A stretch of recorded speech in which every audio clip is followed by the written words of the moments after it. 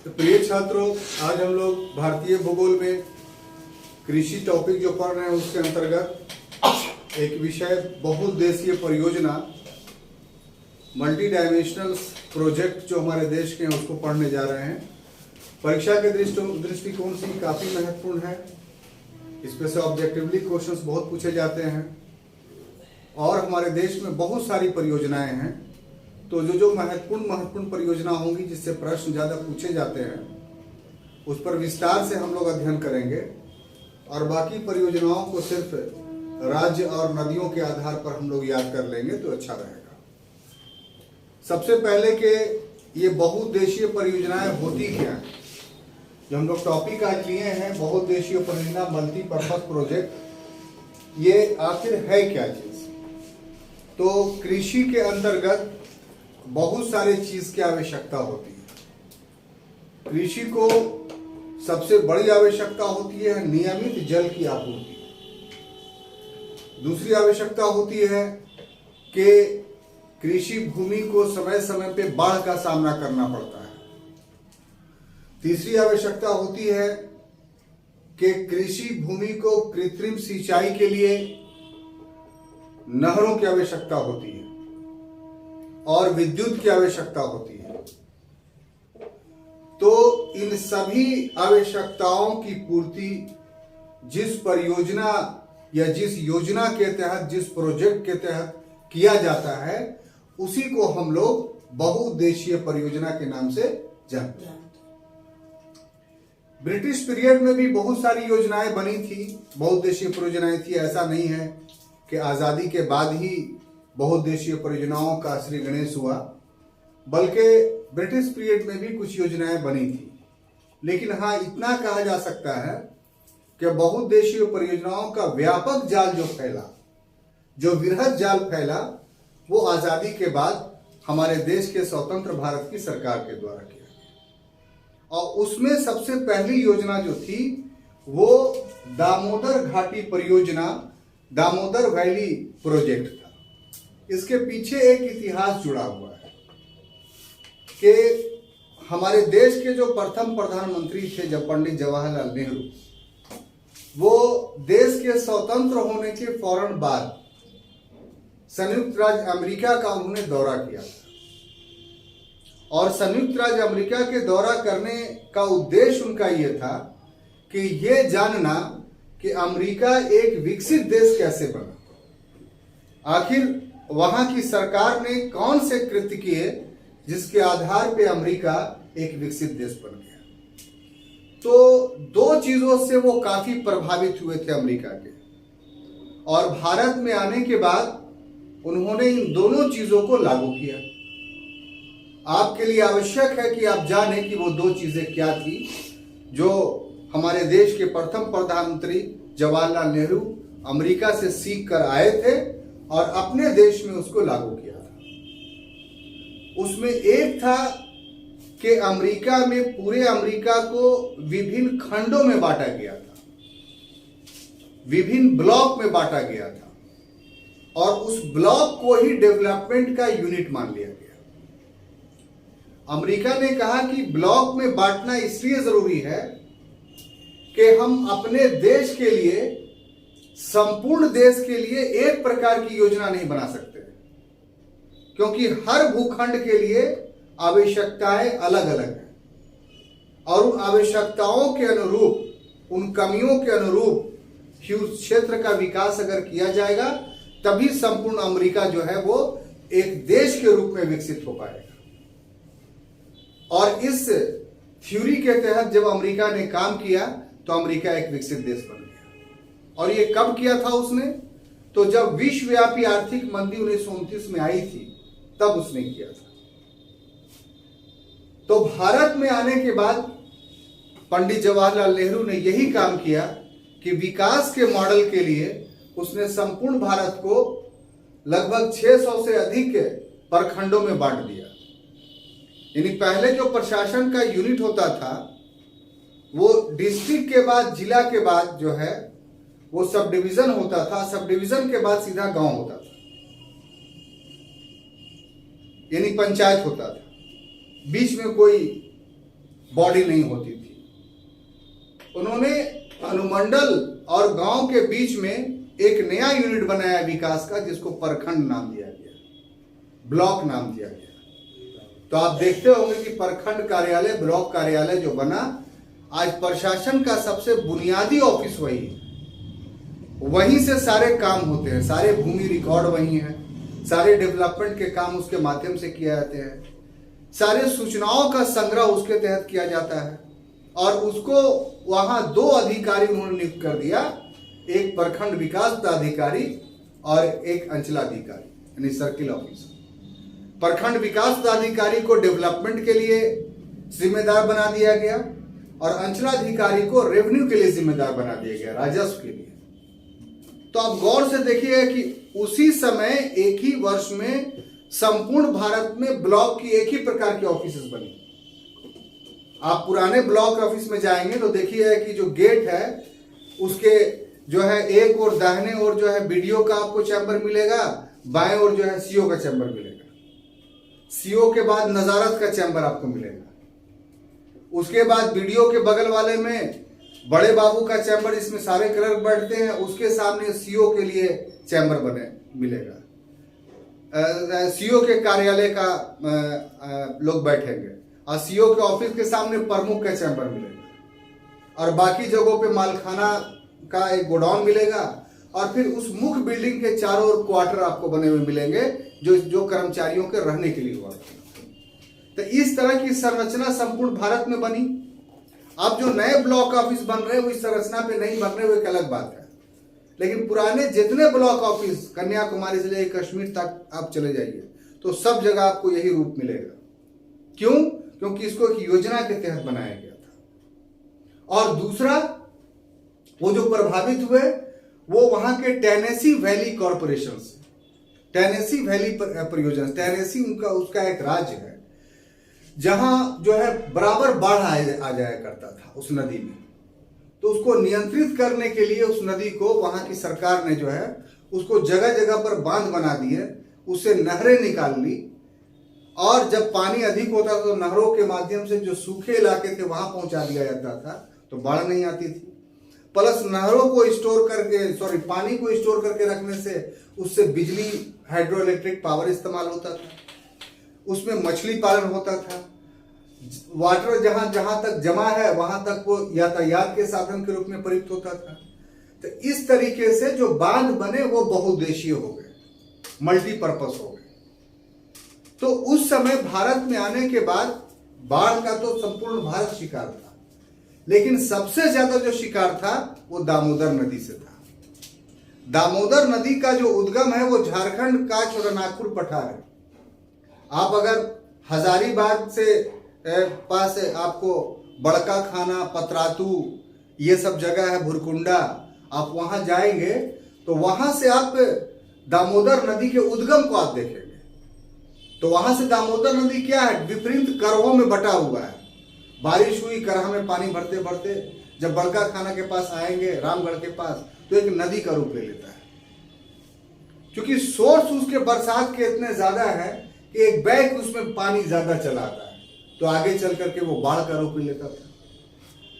और वो बंगाल का शोक दामोदर नदी कहलाता था। बंगाल में पूरा बाढ़ चलाता था और बंगाल एक अच्छा कृषि प्रधान प्रदेश था। तो उसको बचाने के लिए पंडित जवाहरलाल नेहरू ने सर्वप्रथम दामोदर घाटी परियोजना का नींव डाला और इस प्रकार से ये भारत का प्रथम बहुउद्देशीय परियोजना है। और ये प्रभावित किससे था, इसको उत्प्रेरक कौन बना इसके लिए, तो संयुक्त राज्य अमेरिका का टेनेसी वैली परियोजना। इसकी संगे बुनियाद यानी शिलान्यास जो रखा गया था वो 7 जुलाई 1948 को, और इसके माध्यम से जब ये बनकर तैयार हो गया तो कुल 8 लाख हेक्टेयर भूमि की सिंचाई इससे होने लगी और 10,000 मेगावाट बिजली का उत्पादन होने लगा।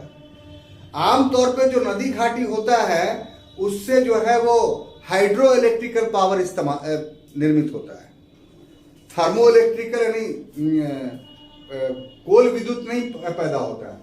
लेकिन ये ऐसा है कि जो 10,000 मेगावाट पैदा होता है उसमें 6 जल विद्युत के संयंत्र लगे हुए हैं। यानी हाइड्रो इलेक्ट्रिक के, और 3 ताप विद्युत के संयंत्र लगे हुए हैं। यानी कोयले से यहाँ बिजली का उत्पादन होता है। तो कोयले से भी जहां बिजली का उत्पादन होगा ना, वहां भी जल की आवश्यकता पड़ेगी। क्यों? क्योंकि कोयला से स्टीम तैयार होगा और स्टीम टरबाइन को जाकर के चलाता है, मूवमेंट करता है। यहां जल से जल टरबाइन को चलाता है। अंततः डायनेमो से ही बिजली का उत्पादन होता है। तो डायनेमो में जब घूमेगा तभी बिजली उत्पादित होगा। तो डायनेमो को घुमाने के लिए टरबाइन चाहिए। तो टरबाइन पर अगर जल आप गिरा के कर रहे हैं तो उससे भी टरबाइन घूमेगा। अगर वाष्प का झोंका दे रहे हैं तो उससे भी टरबाइन झूलेगा। तो यही डिफरेंस है दोनों में।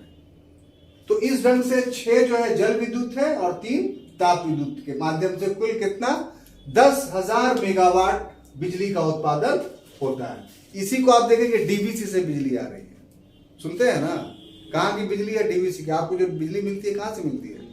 डीवीसी से मिलती है। अब इसमें जो पूरी परियोजना है दामोदर वैली कॉर्पोरेशन जिसको बोलते हैं, उसमें 8 बड़े बांध बनाए गए हैं। तो 8 बड़े बांध में से जो है 4 काफी महत्वपूर्ण है।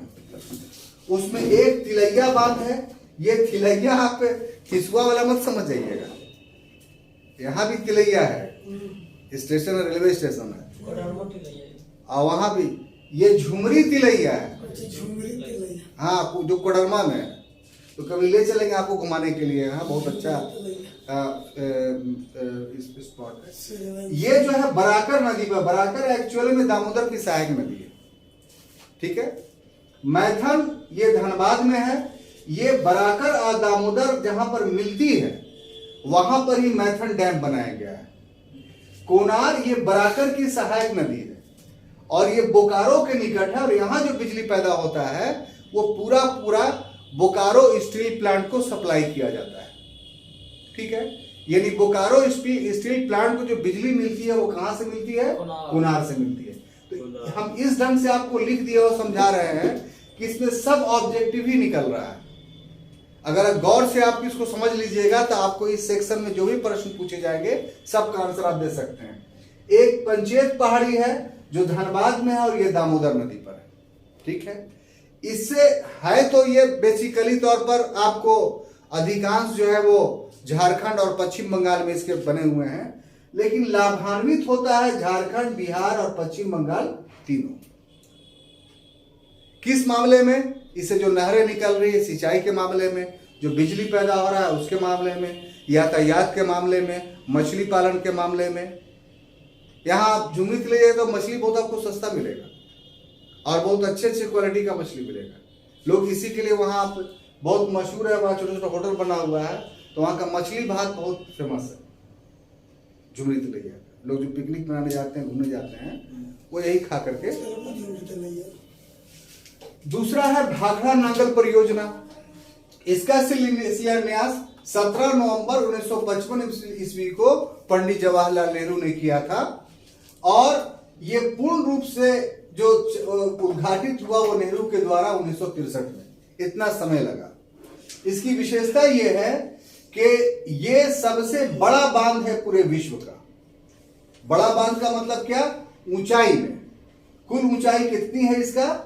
226, क्योंकि पहाड़ के ऊपर में इसको बनाया गया है, तो इसीलिए सबसे ऊंचा बांध ये विश्व का माना जाता है।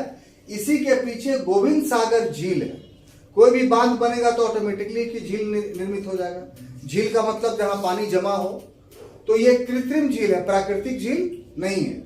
ये झील बांध बना हुआ है पंजाब में, लेकिन ये झील कहां चला गया? हिमाचल प्रदेश में। इसीलिए कहा जाता है कि भाखड़ा नांगल का जो निर्माण है वो हिमाचल प्रदेश और पंजाब के बॉर्डर पर है। यानी कुछ भाग उसका पंजाब में है और कुछ भाग उसका हिमाचल प्रदेश में है। लाभान्वित राज्य जो इससे होते हैं वो 5 हैं। हिमाचल प्रदेश 1, पंजाब 2, हरियाणा 4, हरियाणा 3, राजस्थान 4 और दिल्ली 5। तो दिल्ली में जिसको कोई अवशेष है नहीं। तो लाभान्वित राज्य यानी फायदा, अर्थात उसका जो पानी यहाँ आता है, उसकी बिजली यहाँ आती है। बात समझ में आ रही है? तो उस हिसाब से 5 है। कुल इसकी सबसे बड़ी विशेषता ये है कि इसमें पूरे विश्व की सबसे लंबी नहर का निर्माण हुआ है, जिस नहर को हम लोग क्या बोलते हैं? राजस्थान नहर या इंदिरा गांधी नहर। और उसकी कुल लंबाई कितनी है तो 649 किलोमीटर। लेकिन ये 3 राज्यों में बटा हुआ है। 649 किलोमीटर में पंजाब में 169, सबसे कम हरियाणा में इसके नहर है मात्र 14 किलोमीटर, और सबसे ज्यादा राजस्थान में है। ये राजस्थान को उद्देश्य में रख कर ही बनाया गया था ये नहर स्पेशली। वहां ये 466 किलोमीटर की लंबी नहर है, और उसके अनुषंगी नहरों का ये नहीं है। ये अनुषंगी नहरों का लंबाई और ज्यादा है, हजारों में है वो। ये जो मेन कैनाल है उसका आपको हम बता रहे हैं।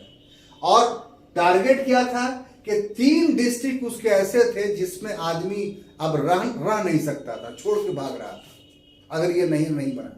पीने का पानी नहीं था, कृषि नहीं होती थी, तो क्या हो जाता, वो गैर आबाद जिला हो जाता, और जो बचा खुचा हुआ चीज था वो भी रेगिस्तान बन जाता। उतने सारे लोगों का पलायन कहाँ होता। इसको रोकने के लिए जो 3 जिले थे, गंगानगर, बीकानेर और जैसलमेर, इन्हीं 3 जिलों को टारगेट करके इंदिरा गांधी नहर या राजस्थान नहर के नाम से उसको जाना जाता था, वो बनाया गया। और आज ये तीनों जिले जो हैं वो कृषि उत्पादन में अग्रणी जिले माने जाते हैं राजस्थान के। तो ये इस बहुउद्देशीय परियोजना का ये, और जो नहर बनाया गया वो एक्चुअली में क्या था कि जो व्यास नदी है पंजाब में, वहां से नहर निकाला गया और सतलज नदी में जाकर के मिला दिया गया। तो बीच का जो सूखा एरिया है उसी को, नहीं, पानी बर्बाद नहीं किया गया। पानी एक नदी से, एक प्रकार से मानिए तो नदी जोड़ो योजना थी। व्यास नदी को किससे जोड़ दिया गया, एक लिंक लगा करके सतलज से। हालांकि व्यास नदी खुद जाकर के मिलती थी सतलज में, लेकिन उसके जल को सूखाग्रस्त क्षेत्र में, और इसके लिए व्यास नदी पर पोंग बांध बनाया गया। क्या? पोंग बांध। इसी पोंग बांध से जो है राजस्थान नहर या इंदिरा गांधी नहर निकला है। क्लियर? अब देखिए तीसरा जो इसमें सिंचाई की क्षमता क्या है, आप देख लीजिए 2.3 लाख हेक्टेयर भूमि है। यहां कितना है, 649 किलोमीटर ही है, और ये बढ़ के कितना हो गया 2. इसका मतलब क्या है कि इसमें इससे अधिक सहायक नहरें निकली हैं, ट्रिब्यूटरीज को निकाला गया है और उससे सिंचाई होती है। यानी हर खेत में जल को पहुंचा दिया गया है। जहां पर टोटल रेगिस्तान था, एकदम बालू ही बालू था, वहां भी दे दिया। क्योंकि नियम यह है कि अगर जल की आपूर्ति लगातार कुछ वर्षों तक होती रहेगी तो वहां भी मिट्टी जम जाएगा और वो खेत उर्वर हो जाएगा। तो इस नीति से जो है वो मरुस्थल विकास प्राधिकरण का गठन किया गया और उसके माध्यम से सब काम किए गए। कमांड एरिया डेवलपमेंट प्रोग्राम उसको नाम दिया गया था, रेगिस्तान को विकसित करने के लिए। ये अलग से हम पढ़ाएंगे आप। सिंचाई हो, जल विद्युत, इससे पूरा यहां लोगों ने क्या देखा था कि जल और ताप दोनों पैदा हो रहा था। कहां? दामोदर में। लेकिन यहां जो है भाखड़ा नांगल में पूरा का पूरा 1493 मेगावाट जो बिजली का उत्पादन हो रहा है वो किससे हो रहा है? जल विद्युत। अब तीसरा आज के क्लास का है रिहंद बांध परियोजना। इसका निर्माण स्थल रिहंद एक सहायक नदी है जो सोन नदी की है, वहां छत्तीसगढ़ में इस पर बांध बनाया गया है।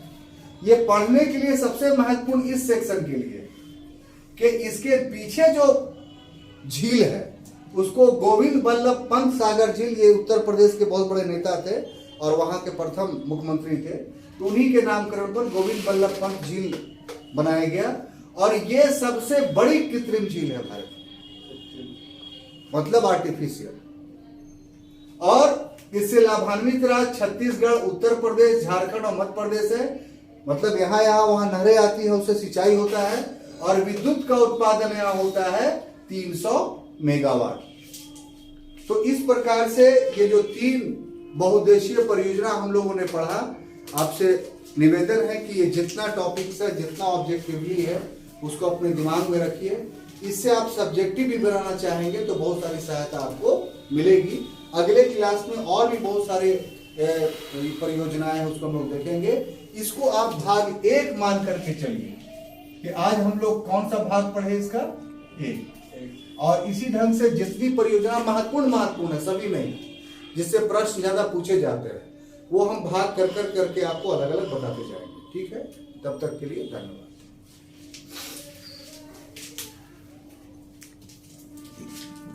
गया। अब तुम